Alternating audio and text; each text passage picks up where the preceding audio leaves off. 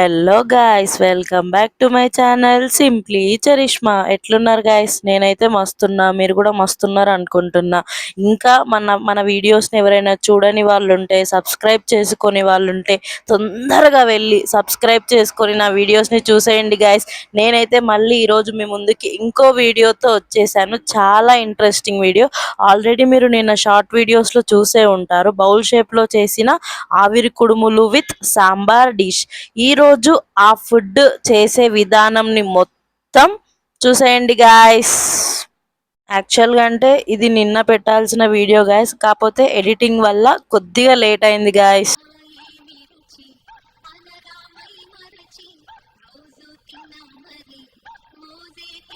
ఇంకా ఇప్పుడు ఆవిరి కుడుములు తయారు చేసే విధానం చూసేద్దామా గైస్. ముందుగా ఆవిరి కుడుములు చేసుకోవడానికి కావాల్సిన పదార్థాలు: బియ్యం పిండి, జీలకర్ర, ఉప్పు అండ్ బాగా మరిగించిన వాటర్ గైస్. ఇప్పుడు ఒక స్తాంబానీలోకి, మేమైతే స్తాంబాని అంటాం గైస్, మీరు ఏమంటారో నాకు తెలియదు, అందుకే ప్లేట్ కూడా అనొచ్చు. ఇప్పుడు ఆ స్తాంబానీలోకి ముందుగా జల్లెడ పట్టుకున్న బియ్యం పిండి వేసుకొని, అందులో కొద్దిగా జీలకర్ర, తగినంత ఉప్పు వేసుకొని బాగా మిక్స్ చేసుకోవాలి గైస్. జీలకర్ర ఎందుకు తీసుకోవాలంటే, ఎవరైనా ఓల్డ్ ఏజ్ పీపుల్ ఉన్నా, పిల్లలు ఉన్నా బాగా డైజెస్ట్ అవుతుంది గైస్. బియ్యం పిండి కదా, కొంచెం ఏవైనా గ్యాస్ట్రిక్ ప్రాబ్లమ్స్ వచ్చే అవకాశం ఉంటుంది. జీలకర్ర వేసుకుంటే ఏ ప్రాబ్లం రాకుండా మంచిగా డైజెస్ట్ అవుతుంది గైస్, అందుకు జీలకర్ర వేసుకుంటాము. వాము ఉంటే వాము కూడా వేసుకోవచ్చు. ఇప్పుడు స్టవ్ మీద ఒక గిన్నెలో వాటర్ పెట్టుకొని బాగా మరిగించుకోవాలి గైస్. అగో చూస్తున్నారు కదా, అలా బాగా మరిగిన తర్వాత ఆ పిండిలో చుట్టూరా పోసుకోవాలి గైస్. అంటే మంచిగా పైన పైన మంచిగా చుట్టూరా పోసుకోవాలి గైస్. ఆ వాటర్ మొత్తం పోసుకొని ఒక స్పూన్ తీసుకొని ఆ స్పూన్తోని మంచిగా మిక్స్ చేయాలి గైస్.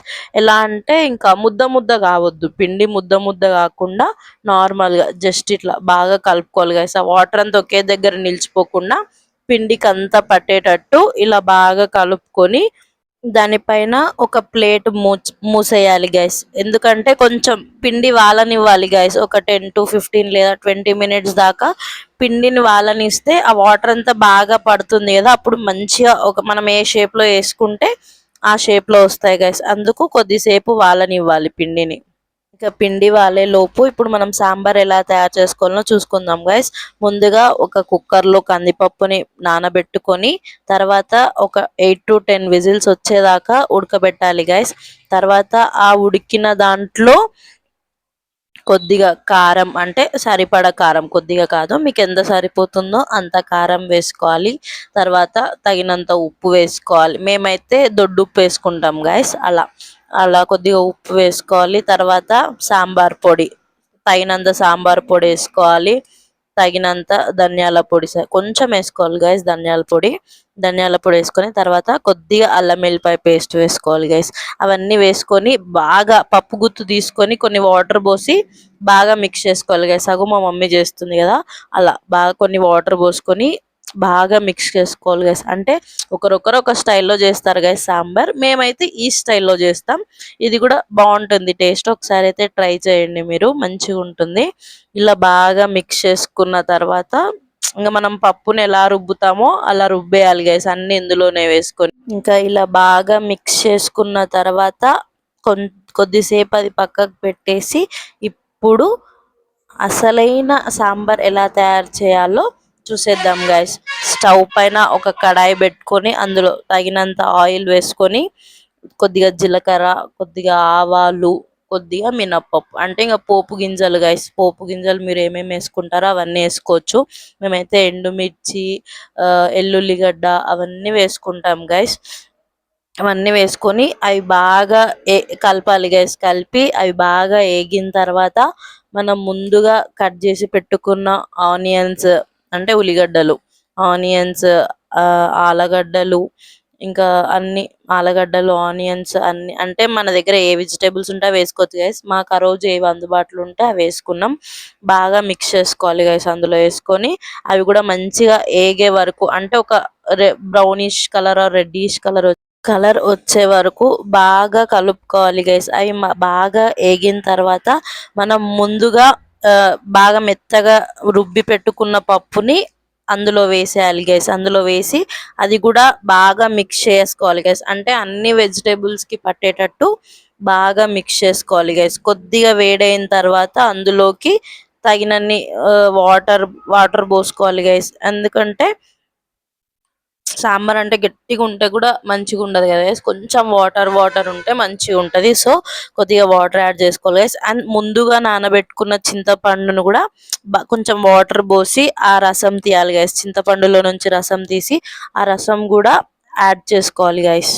చింతపండు రసం ఆ వాటర్ మొత్తం యాడ్ చేసుకున్న తర్వాత ముందుగా కట్ చేసి పెట్టుకున్న టమాటోస్ కూడా అందులోకి యాడ్ చేసేసుకోవాలి గైస్. టమాటో లేకుంటే ఆ టేస్ట్ రాదు కదా, కొంచెం పుల్ల పుల్లగా ఉంటే ఆ టేస్ట్ అనేది తెలుస్తుంది కదా గైస్.